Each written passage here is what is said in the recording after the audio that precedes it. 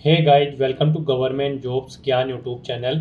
Guys, आज की इस वीडियो में हम बात करेंगे रिजर्व बैंक ऑफ इंडिया के new recruitment notification online form apply process के बारे में। जी हाँ दोस्तों, आरबीआई ने यहाँ पर ग्रेड बी ऑफिसर के 120 खाली पदों को भरने के लिए नोटिफिकेशन रिलीज कर दिया है। कैसे आप इस भर्ती में पार्टिसिपेट करने के लिए अपने फॉर्म अप्लाई कर सकते हो बिना कोई मिस्टेक किए हुए, इसकी पूरी जानकारी हम आपको स्टेप बाय स्टेप रजिस्ट्रेशन से लेकर प्रिंट तक इस वीडियो में देंगे। बस आपको इस वीडियो को स्किप के बिना शुरू से लेकर एंड तक देखना है। उसके बाद वीडियो पसंद आए तो इसे लाइक और शेयर कर दें। चैनल पर नए हो तो इसे सब्सक्राइब कर लें। साथ ही साथ आपको फॉर्म अप्लाई करते हुए जो भी प्रॉब्लम फेस हो रही है उन सभी का हल आपको इस वीडियो में मिल जाएगा। तो बिना कोई वक्त गंवाए चलिए शुरू करते हैं। आपको इस वीडियो के डिस्क्रिप्शन बॉक्स में हमारी वेबसाइट IND-sarkari-naukri.in के इस पेज का लिंक मिल जाएगा। यहाँ पर आपको इस भर्ती के रिगार्डिंग सभी डिटेल्स प्रोवाइड कर दी गई है। Reserve Bank of India RBI ने ऑफिसर्स ग्रेड बी के 120 खाली पदों को भरने के लिए नोटिफिकेशन रिलीज कर दिया है। यहाँ पर आप ऑल इंडिया से अप्लाई कर सकते हो। ऑफिसर्स ग्रेड बी जनरल के लिए 83 वैकेंसी है। ऑफिसर्स ग्रेड बी DEPR के लिए 17 और DSIM के लिए 20 वैकेंसीज है। आप 10 सितंबर 2025 से 30 सितंबर 2025 तक अपने फॉर्म अप्लाई कर सकते हो। बैचलर डिग्री धारक या फिर मास्टर डिग्री धारक कैंडिडेट एलिजिबल हैं, अप्लाई कर सकते हैं। 21 से 30 साल आपकी आयु सीमा रखी गई है। जनरल OBC EWS के लिए 850 रुपये फीस है। SC ST PH के लिए 100 रुपये फीस है, जो कि आप ऑनलाइन मोड से जमा करा सकते हो। सिलेक्शन आपका यहाँ पर फेज फर्स्ट ऑनलाइन एग्जाम और फेज सेकंड ऑनलाइन एग्जाम के आधार पर होगा। आप ऑल इंडिया से ऑनलाइन मोड में अप्लाई कर सकते हो। उसके लिए आपको इस पेज को नीचे स्क्रॉल डाउन करते हुए इंपोर्टेंट लिंक सेक्शन में आना है। ऑफिशियल नोटिफिकेशन PDF लिंक पर क्लिक करके इस भर्ती के नोटिफिकेशन को ओपन कर लेना है और इसमें से आपको पूरी डिटेल रीड कर लेनी है। यहाँ पर आपको सभी डिटेल्स प्रोवाइड कर दी गई है, जैसे कि क्या पोस्ट का नाम है, कितनी उसके लिए नंबर ऑफ वैकेंसीज है, कैसे आप अप्लाई कर सकते हो, कब से कब तक अप्लाई कर सकते हो। पूरी जानकारी आप यहाँ से रीड करें, उसके बाद अपने फॉर्म अप्लाई कर लें। फॉर्म अप्लाई करने के लिए भी आपको हमारी वेबसाइट के इसी पेज पर ही अप्लाई ऑनलाइन का लिंक दिया गया है। जैसे ही आप इस लिंक पर क्लिक करेंगे तो आपके सामने यहाँ पर आरबीआई का ये ऑफिशियल पोर्टल ओपन हो जाएगा। यहाँ पर अगर आपने पहले से रजिस्ट्रेशन कर रखा है तो आपको अपना रजिस्ट्रेशन नंबर, पासवर्ड और ये सिक्योरिटी कोड एंटर करके लॉगिन कर लेना है और फिर अपना फॉर्म फिल करना है। और अगर आप आरबीआई की किसी भी भर्ती के लिए फर्स्ट टाइम अप्लाई करने जा रहे हो तो सबसे पहले यहाँ पर आपको अपना रजिस्ट्रेशन करना होगा। उसके लिए आपको click here for new registration इस ऑप्शन पर क्लिक करना है। उसके बाद आपके सामने यहाँ पर रजिस्ट्रेशन का पेज ओपन हो जाएगा। यहाँ पर आपको सबसे पहले अपना फर्स्ट नाम एंटर करना है। उसके बाद आपको अपना फर्स्ट नेम एक बार फिर से एंटर करना होगा कंफर्मेशन के लिए। नेक्स्ट यहाँ पर आपको अपना middle name, last name enter कर देना है। अगर है, नहीं है तो आप इन्हें खाली छोड़ दें। उसके बाद यहाँ पर आपको अपना 10 डिजिट का मोबाइल नंबर एंटर करना है। ये नंबर भी आपको 2 बार एंटर करना होगा कंफर्मेशन के लिए। उसके बाद अगर आपके पास एक से ज़्यादा मोबाइल नंबर है तो आप अल्टरनेटिव मोबाइल नंबर ऑप्शन में अपना दूसरा मोबाइल नंबर एंटर कर सकते हो। फिर आपको यहाँ पर अपनी ईमेल ID के शुरू के कैरेक्टर एंटर करने हैं और @डोमेन आपको आगे इस ऑप्शन में से सिलेक्ट कर लेना है। उसके बाद यहाँ पर आपको अपनी कंप्लीट ईमेल ID एंटर करनी है और फिर आपको ये कैप्चा कोड एंटर करने के बाद सेव एंड नेक्स्ट ऑप्शन पर क्लिक कर देना है। नेक्स्ट आपके सामने कुछ इस तरह से इंटरफेस ओपन होगा। यहाँ पर आपको एक रजिस्ट्रेशन नंबर और पासवर्ड प्रोवाइड कर दिया गया है। ये रजिस्ट्रेशन नंबर और पासवर्ड आपके रजिस्टर्ड मोबाइल नंबर और ईमेल ID पर भी सबमिट कर दिया गया है। आपको इन्हें केयरफुली नोट डाउन करके रख लेना है फ्यूचर यूज के लिए। और यहाँ पर गाइड अब आपको अपना फोटो अपलोड करना है, लाइव फोटो कैप्चर करना है और अपने सिग्नेचर यहाँ पर आपको अपलोड कर देने हैं। इनके लिए यहाँ पर आपको गाइडलाइन दी गई है। आप guideline for scanning the photograph and signature के इस लिंक पर क्लिक करें। आपके सामने ये PDF ओपन होगी। यहाँ से आप चेकआउट कर सकते हो। आपका जो फोटो होगा जो आपको अपलोड करना है वो यहाँ पर उसका साइज 4.5 सेंटीमीटर इंटू 3.5 सेंटीमीटर होना चाहिए और यहाँ पर ये 20 KB से 50 KB के बीच में फाइल का साइज होना चाहिए। JPG या फिर JPEG फॉर्मेट में आपका फोटो होना चाहिए और जो आपके सिग्नेचर होंगे वो यहाँ पर 10 से 20 KB के बीच में होने चाहिए। डायमेंशन उनकी 140 × 60 पिक्सल होनी चाहिए। यहाँ पर आपके सिग्नेचर को आपको कैपिटल लेटर्स में नहीं करना है। ब्लैंक इंक पेन से आपको एक व्हाइट पेपर पर अपने सिग्नेचर करने होंगे और जो आप फोटो कैप्चर करेंगे उसे कैप्चर करते हुए आपको कुछ चीज़ों का ध्यान रखना है। जब आप अपना फोटो कैप्चर करेंगे आपको सीधा कैमरे की तरफ देखना है और अपने चेहरे पर आपको कोई मास्क या फिर कोई सनग्लासेस नहीं पहनने हैं, साथ ही आपको कानों में कोई ईयरफोन्स वगैरह नहीं लगाने हैं। तो इस तरह से आपको इन गाइडलाइंस को ध्यान में रखते हुए अपने डॉक्यूमेंट्स यहाँ पर आपको अपलोड करने हैं। फोटो अपलोड करने के लिए यहाँ पर आपको चूज फाइल के इस ऑप्शन पर क्लिक करना है, फाइल को सिलेक्ट कर लेना है और अपना फोटो यहाँ पर आपको अपलोड कर देना है। फिर यहाँ पर आप अपने वेब कैमरा के थ्रू अपना फोटो कैप्चर कर सकते हैं, लाइव फोटो, या फिर गाइस यहाँ पर आपको ये QR कोड दिया गया है। यहाँ पर आप क्लिक हियर टू स्कैन के इस ऑप्शन पर क्लिक करें, इस QR कोड को अपने मोबाइल फोन से स्कैन करें किसी भी QR कोड एप्लीकेशन को रीड करने वाली एप्लीकेशन के थ्रू, और फिर वहाँ पर लिंक पर क्लिक करते हुए आप अपना लाइव फोटो यहाँ पर कैप्चर करके यहाँ पर उसे सेट कर दें। उसके बाद यहाँ पर आई कन्फर्म के चेकबॉक्स को आपको ओके करना है। फिर आपको अपने सिग्नेचर यहाँ पर आप अपलोड करने हैं, उसके लिए भी आपको चूज फाइल के इस ऑप्शन पर क्लिक करना है, फाइल को सिलेक्ट कर लेना है और अपने सिग्नेचर भी यहाँ पर आपको अपलोड कर देने हैं। फिर आपको इस चेकबॉक्स को ओके करना है। यहाँ पर अगर आपके फोटो और सिग्नेचर की फाइल का साइज कम या ज्यादा है, दी गई रिक्वायरमेंट के अकॉर्डिंग नहीं है, तो यहाँ पर अब आपको इंटरनेट ब्राउजर पर जाना है। वहां पर आपको गूगल में जाकर टाइप करना है image resizer. Multiple online website open होगी, किसी भी वेबसाइट को आप ओपन करें और वहां पर अपना जो भी डॉक्यूमेंट का साइज आपको दी गई रिक्वायरमेंट के अकॉर्डिंग सेट करना है उसे वहां पर आप अपलोड कर लें और फिर आप दी गई गाइडलाइन के अकॉर्डिंग उसका साइज सेट करके उसे डाउनलोड करके फिर यहाँ पर आप अपलोड कर दें। इस तरह से यहाँ पर अपना फोटो और सिग्नेचर अपलोड करने के बाद फिर आपको नेक्स्ट के इस ऑप्शन पर क्लिक कर देना है। नेक्स्ट आपको अपनी बेसिक डिटेल्स प्रोवाइड करानी है। सबसे पहले यहाँ पर आपको अपनी पोस्ट सेलेक्ट कर लेनी है, जिस पोस्ट के लिए आप अप्लाई करने जा रहे हो। हम यहाँ पर आपको officer grade B DR general की पोस्ट के लिए अप्लाई करके दिखाएंगे, बाकी की सब पोस्ट के लिए भी यहाँ पर सेम ऐसे ही अप्लाई होगा। उसके बाद आपको अपनी कैटेगरी सिलेक्ट करनी है। नेक्स्ट यहाँ पर आप अगर आप रिजर्व कैटेगरी से बिलोंग करते हो तो यहाँ पर आपको अपना कास्ट या फिर इनकम सर्टिफिकेट नंबर एंटर कर देना है। उसके बाद यहाँ पर आपको अपनी सर्टिफिकेट की डेट सिलेक्ट कर लेनी है, कब आपको आपका सर्टिफिकेट इशू हुआ था। नेक्स्ट यहाँ पर आपसे पूछा गया कि क्या आप बेंचमार्क डिसेबिलिटी कैंडिडेट है और आपकी बेंचमार्क डिसेबिलिटी 40% से अबव है। अगर है तो यस करें, नहीं तो आप नो ऑप्शन सिलेक्ट कर ले। अगर यस सिलेक्ट करते हो तो फिर यहाँ पर आपको अपनी डिसेबिलिटी का टाइप भी सिलेक्ट कर लेना होगा और डिसेबिलिटी का नेचर भी आपको यहाँ पर एंटर करना होगा। नेक्स्ट आपसे पूछा गया कि क्या आपकी डिसेबिलिटी 40% से कम है और आपको राइटिंग में डिफिकल्टी है, तो यहाँ पर आपको यस या नो ऑप्शन सिलेक्ट कर लेना है। उसके बाद आपसे पूछा गया है कि क्या आपने MPhil की क्वालिफिकेशन कंप्लीट कर ली है। अगर कर ली है तो यस करें, नहीं तो नो ऑप्शन सिलेक्ट करें। फिर यहाँ पर आपसे पूछा गया है कि क्या आप डॉक्टरेट डिग्री या फिर PhD क्वालिफिकेशन होल्डर है या फिर कर रहे हैं। यहाँ पर भी आपको यस या नो ऑप्शन सिलेक्ट करना है। फिर आपसे पूछा गया है कि क्या आप EX सर्विसमैन कैटेगरी के अंतर्गत आते हैं या फिर इमरजेंसी कमीशन ऑफिसर या फिर SSC ऑफिसर कैटेगरी के अंतर्गत आते हैं।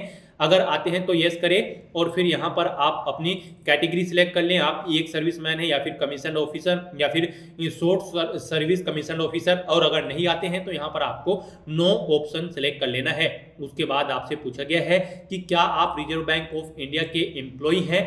अगर हैं तो यस करें, नहीं तो आप नो ऑप्शन सिलेक्ट करें। फिर यहाँ पर अगर आप यस करते हो तो आपको अपना PF इंडेक्स नंबर या फिर एम्प्लॉय ID नंबर एंटर करना होगा। नेक्स्ट यहाँ पर आपसे पूछा गया है कि क्या आपको एक्सपीरियंस है एज एन ऑफिसर किसी भी शेड्यूल्ड कमर्शियल या फिर पब्लिक सेक्टर बैंक या फिर कंपनी में। अगर है तो यस करें, नहीं तो आप नो ऑप्शन सिलेक्ट कर ले। अगर आप यहाँ पर एक्सपीरियंस सेक्शन में यस ऑप्शन सिलेक्ट करते हो तो फिर आपसे यहाँ पर कुछ क्वेश्चन पूछे गए हैं, इनका आंसर्स भी आपको देने होंगे, अदरवाइज आपके सामने ये ऑप्शंस डिसेबल कर दिए जाएंगे। फिर आपसे पूछा गया है कि क्या आप गवर्नमेंट सर्विस यानी कि गवर्नमेंट एम्प्लॉय है। अगर हैं तो यस करें, नहीं तो आप नो ऑप्शन सिलेक्ट करें। यहाँ पर अगर आप गवर्नमेंट एम्प्लॉय है PSU PSCB में तो आपको यस करना है, नहीं तो आपको नो ऑप्शन सिलेक्ट कर लेना है। उसके बाद आपसे पूछा गया कि क्या आप EX एम्प्लॉय हैं किसी बैंकिंग इंस्टीट्यूशंस में। अगर हैं तो यस करें, नहीं तो नो ऑप्शन सिलेक्ट कर ले। फिर आपको अपनी नेशनलिटी सिलेक्ट कर लेनी है। उसके बाद यहाँ पर आपको अपना स्टेट सेलेक्ट कर लेना है। नेक्स्ट यहाँ पर आपको सेंटर फेस फर्स्ट एग्जामिनेशन के लिए अपना सेंटर सेलेक्ट कर लेना है। नेक्स्ट यहाँ पर आपको अपने फेस सेकंड के एग्जामिनेशन के लिए सेंटर सेलेक्ट कर लेना है। फिर आपको अपना एग्जामिनेशन मीडियम यहाँ पर सिलेक्ट करना है। आप अपना पेपर इंग्लिश या फिर हिंदी जिस भी लैंग्वेज में चाहते हैं यहाँ पर आपको अपना एग्जाम का मीडियम सिलेक्ट कर लेना है। उसके बाद आपको अपनी डेट ऑफ बर्थ यहाँ पर सिलेक्ट कर लेनी है। नेक्स्ट यहाँ पर आपको अपना जेंडर सिलेक्ट करना है। फिर आपसे पूछा गया कि क्या आपके जुड़वा भाई बहन हैं, अगर हैं तो यस करें, और फिर उनका जेंडर सिलेक्ट करने नहीं है तो यहाँ पर आपको नो ऑप्शन सिलेक्ट कर लेना है। आप अगर आपके जुड़वा भाई बहन हैं तो फिर यहाँ पर आपको उनका नाम भी एंटर करना होगा। नेक्स्ट यहाँ पर आपको अपना मैरिटल स्टेटस सिलेक्ट कर लेना है। फिर आपको अपने फादर का नाम एंटर करना है। उसके बाद आपको अपनी मदर का नेम एंटर करना है। अगर आप मैरिड हो तो फिर आपको अपनी वाइफ या फिर हस्बैंड का नाम एंटर करना होगा। उसके बाद यहाँ पर आपको अपना कोरोस्पोंडेंस एड्रेस एंटर कर देना है और फिर आपको अपना परमानेंट एड्रेस यहाँ पर एंटर करना होगा।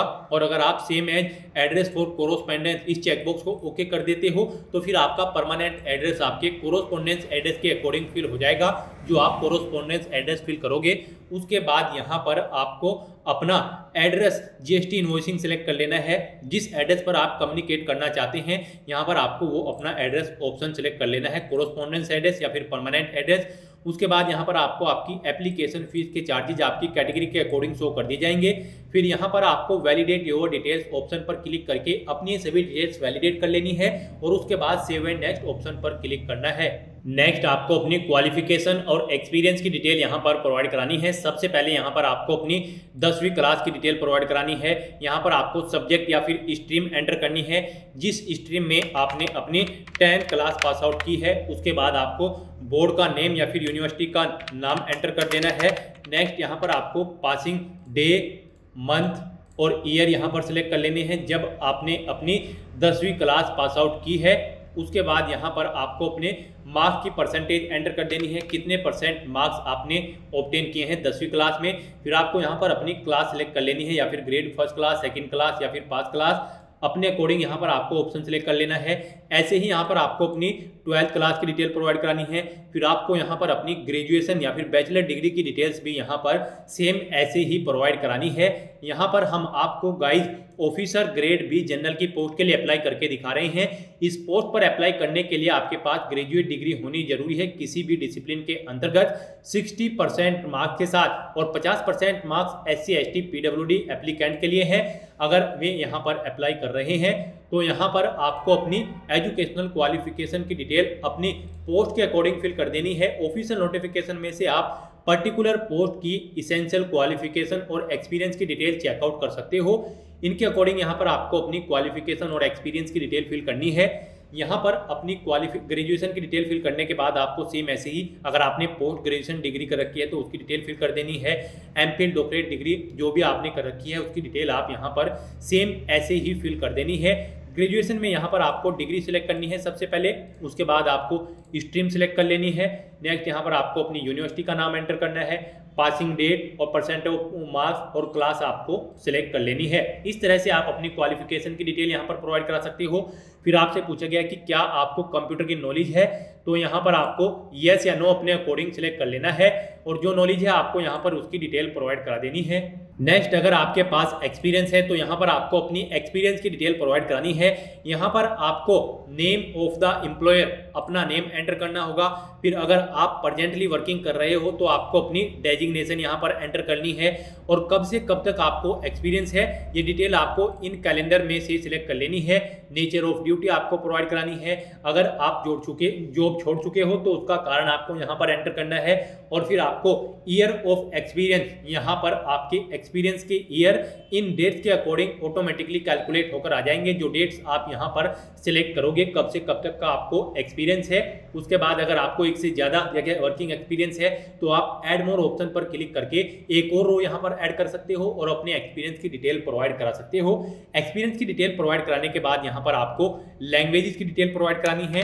आप कौन कौन सी लैंग्वेज यहाँ पर जानते हो। एक लैंग्वेज हिंदी लैंग्वेज आपको आनी मस्ट है, तो यहाँ पर उसके बाद आपको बताना है कि आपको रीड राइट और स्पीक आती है। ऐसे ही यहाँ पर आप एक से ज़्यादा लैंग्वेजेस की डिटेल प्रोवाइड करा सकते हो। यहाँ पर आप मैक्सिमम 3 लैंग्वेजेस की डिटेल प्रोवाइड करा सकते हो। तो इस तरह से यहाँ पर अपनी क्वालिफिकेशन, एक्सपीरियंस और लैंग्वेजेस की डिटेल प्रोवाइड कराने के बाद आपको वैलिडेट योर डिटेल्स ऑप्शन पर क्लिक करना है और अपनी सभी डिटेल्स वैलिडेट करके सेव एंड नेक्स्ट ऑप्शन पर क्लिक कर देना है। नेक्स्ट आपको आपके रजिस्टर प्रीव्यू यहाँ पर शो कर दिया जाएगा। आपको सभी डिटेल्स 1 बाय 1 करके केयरफुली चेक करनी है और इस पेज को नीचे स्क्रॉल डाउन करना है। उसके बाद आपको डिक्लेरेशन सेक्शन में आकर इस चेक बॉक्स को ओके करना है और कंप्लीट रजिस्ट्रेशन इस ऑप्शन पर क्लिक कर देना है। नेक्स्ट यहाँ पर आपको अपना लेफ्ट थंब इंप्रेशन और हैंड रिटन डिक्लेरेशन अपलोड करने हैं। आपको चूज फाइल बटन पर क्लिक करना है, फाइल को सिलेक्ट करना है और अपना लेफ्ट थंब इंप्रेशन और हैंड रिटन डिक्लेरेशन यहाँ पर अपलोड कर देने हैं। इनके लिए आपको गाइडलाइन प्रोवाइड कराई गई है। आपकी फाइल जेपीजी या फिर जेपीजी फॉर्मेट में होनी चाहिए। यहाँ पर आपका लेफ्ट थंब इंप्रेशन 10 से 20 KB के बीच में होना चाहिए और हैंड रिटन डिक्लेरेशन जो होगी आपकी वो 50 KB से 100 KB के बीच में होनी चाहिए।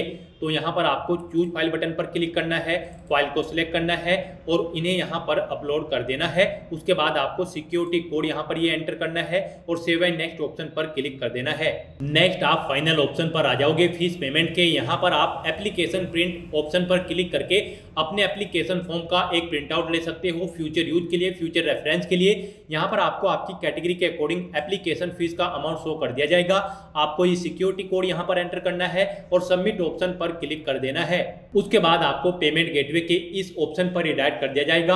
आप अपना एप्लीकेशन फीस का payment debit card, credit card, net banking या फिर वॉलेट कैश कार्ड के थ्रू कर सकते हो। यहाँ पर डेबिट कार्ड अगर आप सिलेक्ट करते हो तो आपको अपना कार्ड नंबर एंटर करना है। उसके बाद एक्सपायरी मंथ और ईयर आपको अपने कार्ड का सिलेक्ट कर लेना है। फिर उसका 3 डिजिट का CVV नंबर जो आपके कार्ड के पीछे होता है वो एंटर करके आपको कार्ड होल्डर नेम यहाँ पर एंटर करना है और मेक पेमेंट ऑप्शन पर क्लिक करके अपनी एप्लीकेशन फीस का पेमेंट कर देना है। एप्लीकेशन फीस का पेमेंट होते ही आपका RBI का ऑफिसर ग्रेड B का एप्लीकेशन फॉर्म सक्सेसफुली सबमिट हो जाएगा। उसके बाद आपको अपने एप्लीकेशन फॉर्म का एक प्रिंट आउट ले लेना है फ्यूचर यूज के लिए, फ्यूचर रेफरेंस के लिए। तो दोस्तों ऐसे आप reserve Bank of India officers grade B के खाली पदों को भरने के लिए अपने फॉर्म अप्लाई कर सकते हो। आज की इस वीडियो में बस इतना ही। आई होप वीडियो आपको पसंद आई होगी। अगर पसंद आई हो तो इसे लाइक और शेयर करें। चैनल पर नए हो तो इसे सब्सक्राइब कर लें। Thanks for watching.